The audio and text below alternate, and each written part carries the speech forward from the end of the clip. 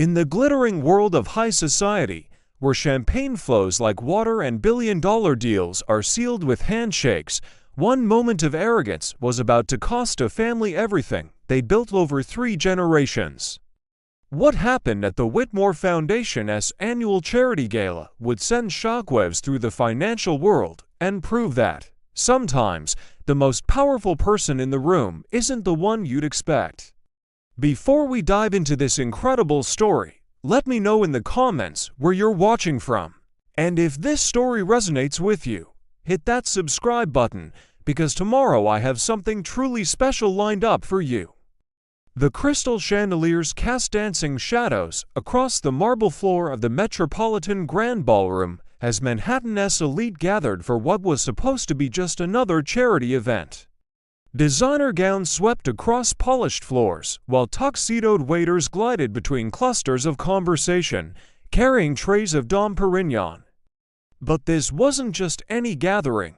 This was the night that would redefine power, respect, and the true cost of prejudice. Dr. Amara Johnson stood near the towering windows overlooking Central Park, her phone pressed to her ear as she finalized the details of what would become the largest tech acquisition in history. At 38, she commanded respect in boardrooms across 3 continents. But tonight, wearing her elegant white dress, she looked like any other guest at this exclusive gathering. That was exactly the problem. The Whitmore family had built their empire on old money, older connections, and the kind of entitlement that comes from never having to prove your worth. Theodore Whitmore III, known to his friends as Teddy, had inherited more than just his great-grandfather's fortune. He'd inherited the belief that some people simply belonged at the top of society's pyramid, while others were meant to serve. Standing with his wife Patricia and their inner circle, Teddy's eyes fell on Amara across the room. His perfectly manicured eyebrows raised in what he thought was subtle disapproval, though nothing about the Whitmores had ever been truly subtle. "I don't recognize her," Patricia whispered to her husband, her diamond necklace catching the light as she leaned closer. "She certainly doesn't look like she belongs here." The group around them, longtime family friends and business associates, turned their attention toward Amara, who remained focused on her phone call, completely unaware of the storm brewing across the ballroom. "Probably someone's assistant who got lucky with a +1, chuckled Richard Blackstone, a longtime Whitmore family friend whose own fortune had been built on questionable business practices. "Look at her, talking on the phone like she owns the place." What none of them knew was that Amara was, in fact, discussing the final terms of a $5 billion deal that would revolutionize renewable energy technology. Her company, Zenith Innovations, had spent 3 years developing breakthrough solar technology that could power entire cities at a fraction of current costs. The Whitmore Group, despite their traditional focus on oil and gas, had been courting this partnership for months. Theodore Whitmore Sr., Teddy's father and the current head of the Whitmore Group, had personally reached out to Dr. Johnson's team. The aging patriarch understood that their company needed to adapt or risk becoming obsolete in an increasingly environmentally conscious world. What he hadn't anticipated was that his son would choose this moment to reveal the true nature of his character. As Amara concluded her call and began moving toward the reception area where the evening's program would begin, she found herself walking directly past the Whitmore Group. The conversation she was about to overhear would change everything. "20 says she's here to serve drinks," Patricia said with a laugh that carried just loud enough for Amara to hear. "I mean, really, who else would be dressed like that at an event like this?" Amara paused, her hand still holding her phone. She'd faced discrimination before. Being a black woman in tech meant navigating a minefield of assumptions and prejudices daily, but something about the casual cruelty in Patricia's voice, the way the group laughed as if her very presence was a joke, struck deeper than usual. "Excuse me," Amara said, turning to face the group with a smile that didn't quite reach her eyes. I couldn't help but overhear. Are you talking about me? The laughter died instantly. Teddy straightened his bow tie, a nervous habit he developed in childhood, while Patricia's face flushed slightly. They hadn't expected to be confronted. Oh, not at all, Teddy said with the kind of false charm that wealthy people use when they were caught saying something they shouldn't. We were just wondering if you might be able to help us find someone. You see, we're looking for Dr. Amara Johnson. She's supposed to be here tonight for some business with our company. The irony was delicious. Here they were, asking her to help them find herself. Having already decided she couldn't possibly be the person they were looking for? Amara's smile widened, but there was steel behind it now. How interesting. And what makes you think I might know where to find Dr. Johnson? Richard Blackstone jumped in, his voice carrying the condescending tone of someone who'd never been challenged in his life. Well, you just have that helpful look about you. Plus, you were on the phone, maybe coordinating with the catering staff. These events require so much behind-the-scenes work, the assumptions kept coming, each one more insulting than the last. They saw her phone call and assumed she was staff. They saw her confident bearing and interpreted it as someone overstepping their bounds. They looked at her and saw only what their prejudices allowed them to see. What they didn't see was the way other guests had begun to notice the interaction. Dr. Marcus Webb, a renowned physicist and longtime colleague of Amara's, had been making his way over to greet her when he witnessed the exchange. Senator Maria Rodriguez, who'd worked with Amara on several environmental initiatives, stopped mid-conversation with another group, her attention drawn by the increasingly tense situation. The Whitmores had no idea that the woman they were dismissing so casually had revolutionized 3 different industries before her 40th birthday. They didn't know that she held 16 patents that had transformed how the world approached sustainable energy. They could see past their own assumptions to recognize that she was exactly the person they'd been desperately trying to impress for months. You know what? Amara said, her voice calm but carrying an edge that made several people nearby turn to listen. I think I can help you find Dr. Johnson. In fact, I'm absolutely certain of it. The moment was electric. The ballroom seemed to hold its breath as Amara reached into her purse and pulled out her business card. The simple white card with elegant black lettering seemed to glow under the chandeliers as she extended it toward Teddy.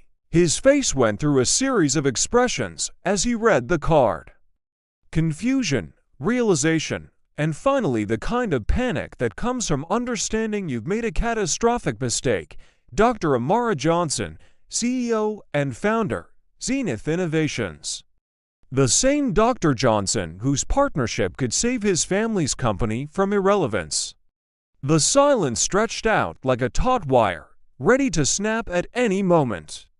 The card felt impossibly heavy in Teddy's trembling fingers as the reality of what had just transpired began to sink in. Around him, his carefully curated circle of friends and family stood frozen, their champagne glasses suddenly feeling like lead weights in their hands. The woman they had just mocked, dismissed, and insulted was the very person whose partnership represented their company's future. Patricia's face had drained of color, her diamond earrings catching the light as she took an involuntary step backward. The confident smirk she'd worn moments before had evaporated, replaced by the dawning horror of someone who just realized they'd insulted royalty while thinking they were talking to a servant. Dr. Johnson, Teddy managed to stammer, his voice cracking like a teenager's. We had no idea. I mean, we weren't expecting. You weren't expecting what, exactly? Amara's voice remained perfectly controlled, but there was something dangerous lurking beneath the surface.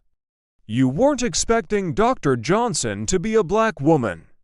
Or you weren't expecting her to actually show up to finalize the $5 billion deal your father has been begging for. The words hit like physical blows. Richard Blackstone, who had been so quick with his cutting remarks moments before, now found himself studying his shoes with intense fascination.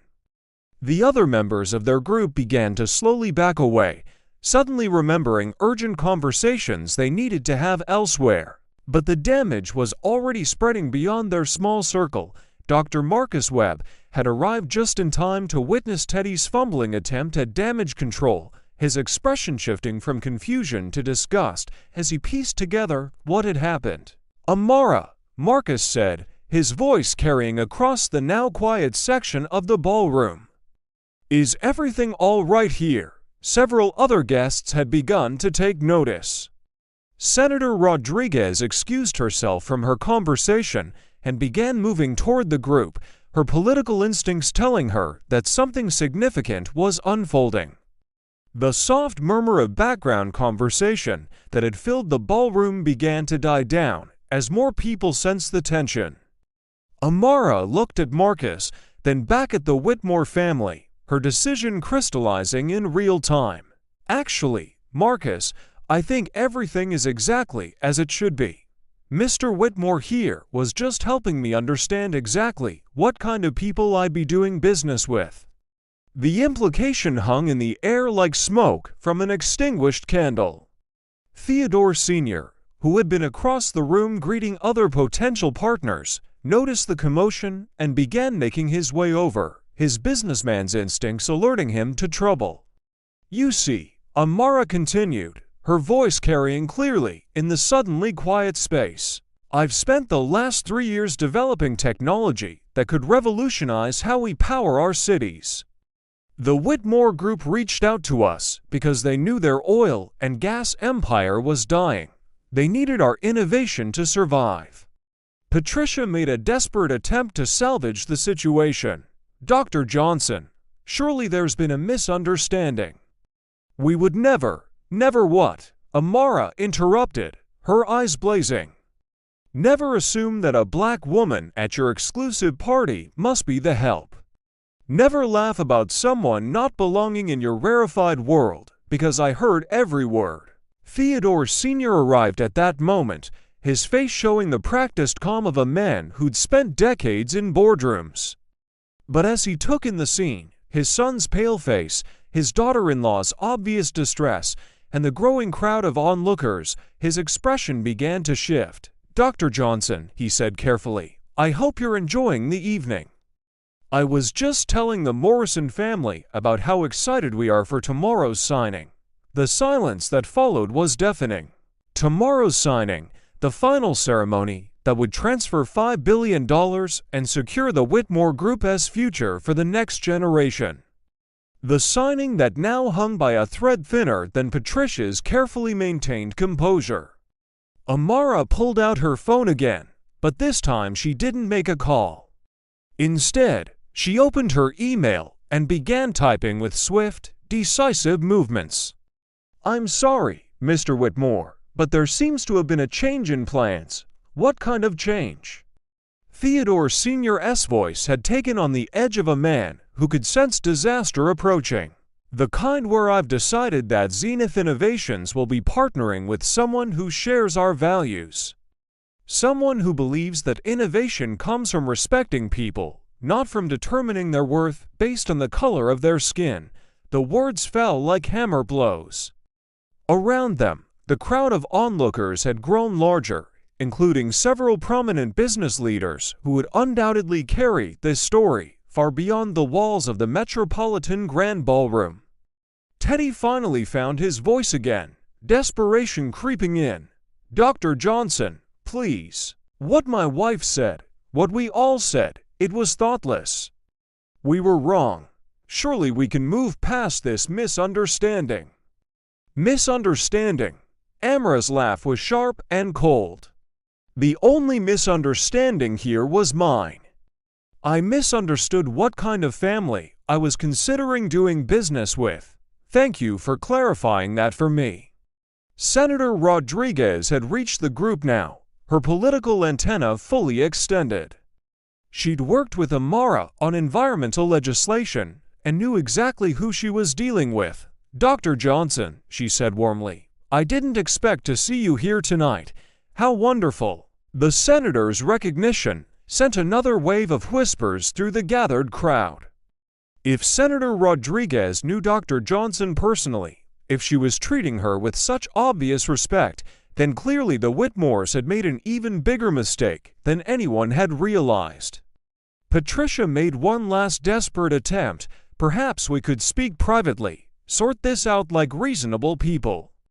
Amara looked at her with something approaching pity. "Mrs. Whitmore, there's nothing reasonable about what happened here tonight. You showed me exactly who you are, and I believe you. The question now is whether your husband's company can survive losing the deal that was supposed to save it." Theodore Sr.'s face had gone ashen as the full implications became clear. This wasn't just about hurt feelings or social embarrassment. This was about the survival of everything his family had built over 3 generations. The email Amara had been typing was complete. With one final look at the Whitmore family, she hit send.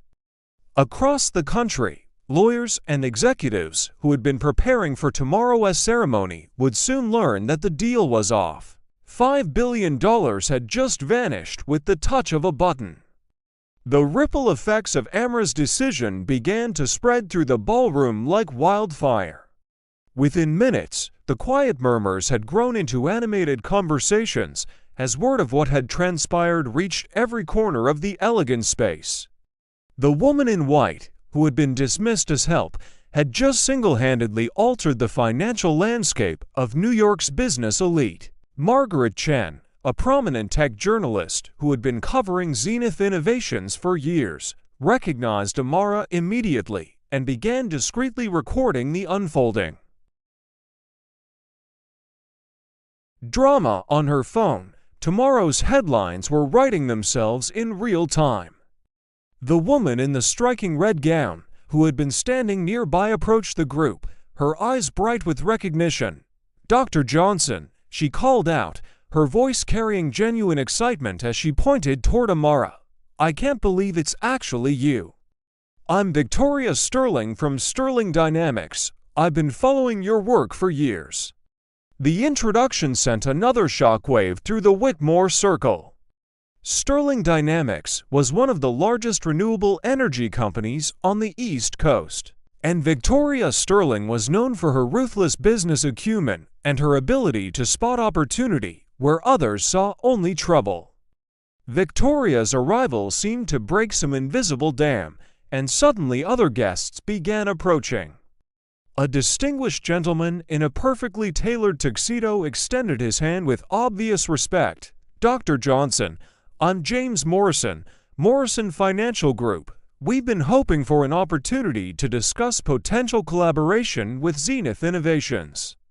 The woman in the elegant navy dress, who had been observing the scene with quiet intelligence, stepped forward as well. "Dr. Amara Johnson," she said with a warm smile. Her arms folded in a gesture of comfortable confidence.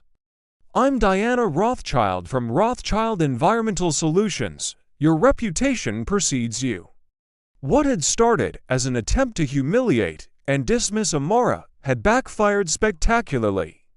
The very people the Whitmores had expected to share their prejudices were instead lining up to pay their respects to the woman they had insulted.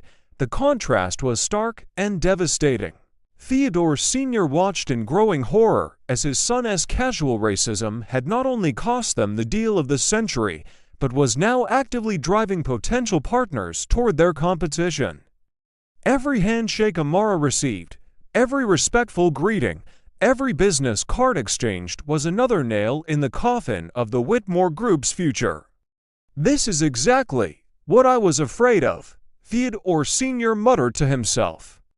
But his words were overheard by several nearby guests. The admission that he had been afraid of something related to Dr. Johnson only served to highlight just how critical this partnership had been to their survival. Patricia, desperate to salvage something from the wreckage, attempted to approach Victoria Sterling. "Miss Sterling, surely you understand that this has all been blown out of proportion. a simple misunderstanding between friends. Victoria's response was swift and cutting. "Mrs. Whitmore, I don't see any misunderstanding here. I see a brilliant scientist being treated with disrespect because of the color of her skin. That's not a misunderstanding, that's a character flaw." The words hit like a physical blow. Victoria Sterling wasn't just any businesswoman. She was old money, East Coast elite, the kind of person whose opinion carried weight in their social circles. Her public condemnation of the Whitmore's behavior would be remembered and repeated for years to come. James Morrison, meanwhile, had engaged Amara in an animated discussion about sustainable infrastructure projects. His enthusiasm was genuine and infectious, drawing more people into their conversation. "Dr. Johnson, I've been reading about your breakthrough in energy storage efficiency. The implications for urban planning alone could revolutionize how we build cities." Amara's face lit up as she discussed her work, her passion evident to everyone within earshot. This was her element, not the shallow social posturing that characterized so much of high society, but the genuine exchange of ideas between people who understood the power of innovation to change the world. "The technology we've developed can reduce energy costs by 70% while completely eliminating carbon emissions," she explained, her hands moving expressively as she spoke. "We're not just talking about incremental improvements, we're talking about a fundamental shift in how humanity powers itself." The crowd around her had grown larger, drawn by both the scandal of what had happened and the magnetism of listening to a true visionary discuss her work. Senator Rodriguez had positioned herself prominently in the group, her political instincts recognizing the importance of being associated with the right side of this story. Meanwhile, the Whitmore family found themselves increasingly isolated. Their longtime friends and business associates began to drift away, suddenly remembering other people they needed to speak with, other conversations they needed to join. The social death spiral that had begun with their casual cruelty was accelerating beyond their ability to control. Teddy made one final desperate attempt to approach Amara directly. "Dr. Johnson, please, I know what we said was wrong, but surely the future of thousands of jobs, the environmental benefits of our partnership, surely that matters more than a moment of poor judgment." The conversations around them quieted as people turned to hear Amara's response. This was the moment that would define not just the immediate aftermath of the evening, but the long-term consequences for everyone involved. Amara looked at Teddy for a long moment, her expression unreadable. When she finally spoke, her voice carried the weight of decades of similar encounters, of countless moments when she had been underestimated, dismissed, or worse. "Mr. Whitmore," she said, her words carefully measured. "You speak of poor judgment as if it were a momentary lapse. But what I witnessed tonight wasn't poor judgment. It was the revelation of your true character. You and your family looked at me and saw only what you expected to see filtered through the lens of your prejudices." She paused, letting the words sink in before continuing. "The environmental benefits you mention, the jobs you're concerned about, those things matter deeply to me. But they matter precisely because I believe in building a world where everyone is valued for their contributions, not judged by their appearance."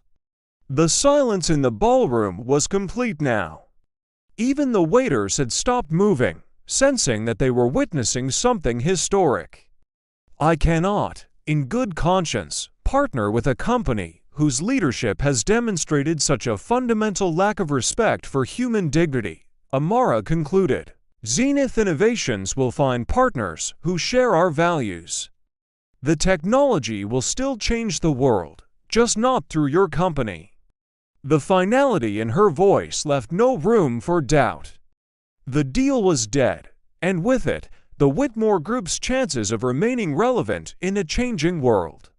Theodore Sr. stood frozen, watching 3 generations of his family's legacy crumble in real time, but the story was far from over.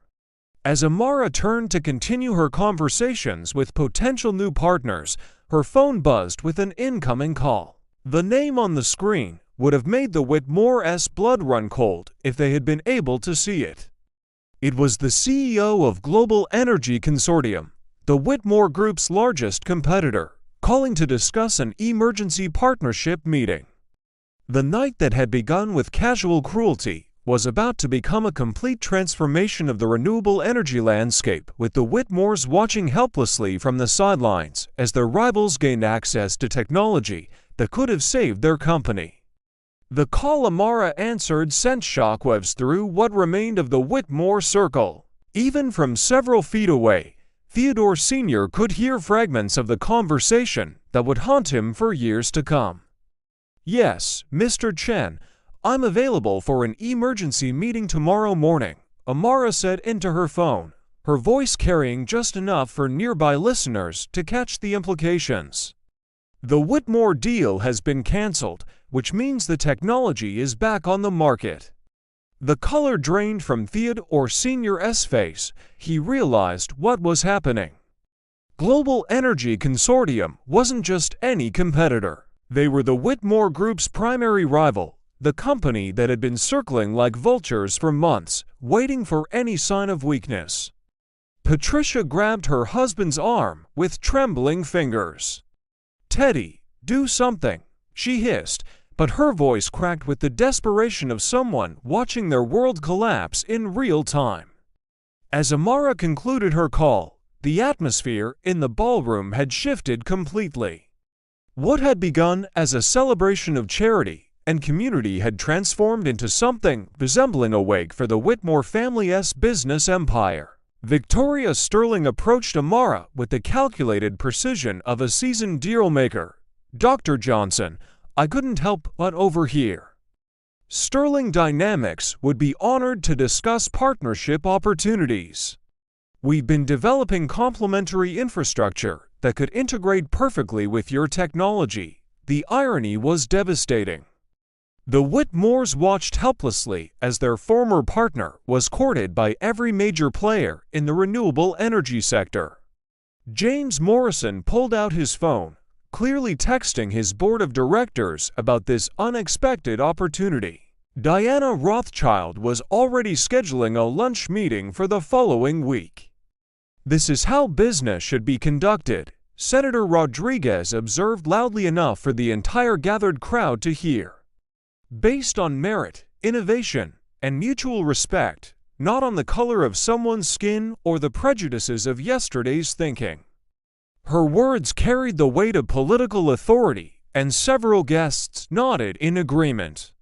Margaret Chen, the tech journalist, had captured enough footage to fuel headlines for weeks. The story was already writing itself. Racist comments cost family empire $5 billion deal.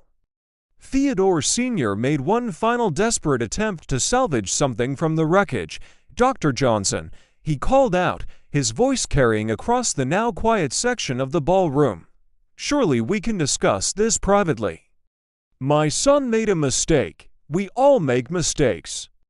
Amara turned to face him, and for a moment the entire room held its breath. "Mr. Whitmore," she said, her voice steady, but filled with the authority of someone who had earned her position through brilliance rather than inheritance. "Your son didn't make a mistake. He revealed who he really is. The question you should be asking yourself is whether that's the legacy you want for your family name." The words hung in the air like smoke. Around them, conversations had stopped completely as everyone strained to hear this final exchange between the woman who held the future of renewable energy in her hands and the man whose family's empire was crumbling in real time. "3 generations of your family built the Whitmore Group," Amara continued, her voice carrying to every corner of the now silent ballroom. "Tonight your son's prejudice has destroyed it all in a matter of minutes. That's not just poor judgment. That's the natural consequence of a worldview that sees people like me as less than human." Teddy, who had been standing frozen throughout this exchange, finally found his voice. "I never said you were less than human." He protested weakly. "You didn't have to say it." Amara replied with devastating calm. "Every assumption you made, every laugh you shared, every cruel comment about where I belonged, all of it communicated exactly how you see people who don't look like you. Actions speak louder than words, Mr. Whitmore, and tonight your actions spoke volumes." The finality of her judgment was absolute. Patricia began to sob quietly, the reality of what they had lost finally sinking in. Not just the money, though $5 billion was certainly significant. They had lost their reputation, their standing in society, and their company's future, all because they couldn't see past the color of Amara's skin. Victoria Sterling stepped forward again, this time addressing the crowd that had gathered. "Ladies and gentlemen, I think we've all witnessed something important tonight. Dr. Johnson has reminded us that true leadership isn't about inherited wealth or social position. It's about character, innovation, and the courage to do what's right, even when it costs you everything." The applause that followed was thunderous.